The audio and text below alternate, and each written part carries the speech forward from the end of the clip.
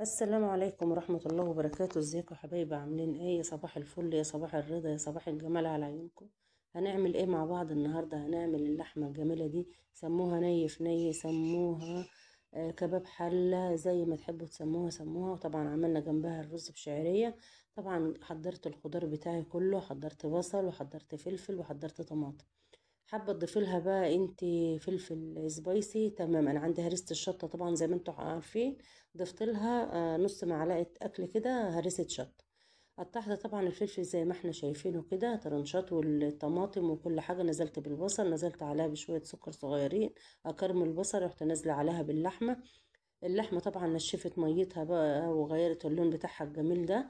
ورحت ضايفة عليها زي مج شاي، مج الشاي اللي احنا بنشربه كده، مية سخنة. طبعا لازم مية سخنة يا ولاد للحمة. طبعا اللحمة اللي انتوا شايفينها دي لحمة جملي. غطيت عليها واستوت خالص، وكان فيها شوية مية صغيرين. رحت نازلة بالفلفل والطماطم عليها على طول، والتوابل. التوابل عبارة عن ايه؟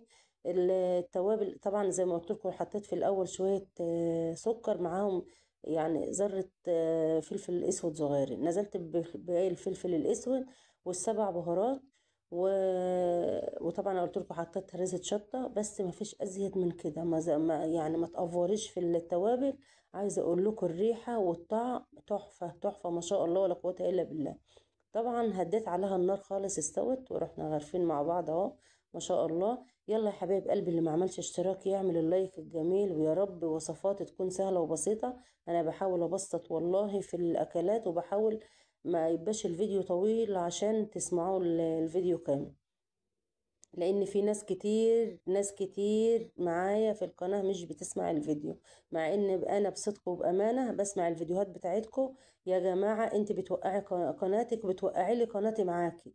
اسمعي الفيديو، والله لو سمعت الفيديو هننجح. يعني احنا عمالين نتكلم بس، والله احنا لو بنسمع لبعض صح المشاهدة اللي هي صح، والله العظيم قنواتنا هترتفع وهتبقى ان شاء الله ان شاء الله حلوة جدا.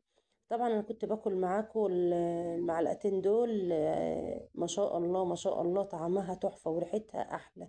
ريحتها حلوة جدا. ما شاء الله ولا قوة الا بالله. يا رب اكون ضيفة خفيفة على قلوبكم يا حبايب قلبي، ويا رب اكون بفيدكم في فيديوهاتي. ما ننساش الكومنتات الجميلة، ما ننساش اللايك والشير. في رعاية الله يا حبايبي.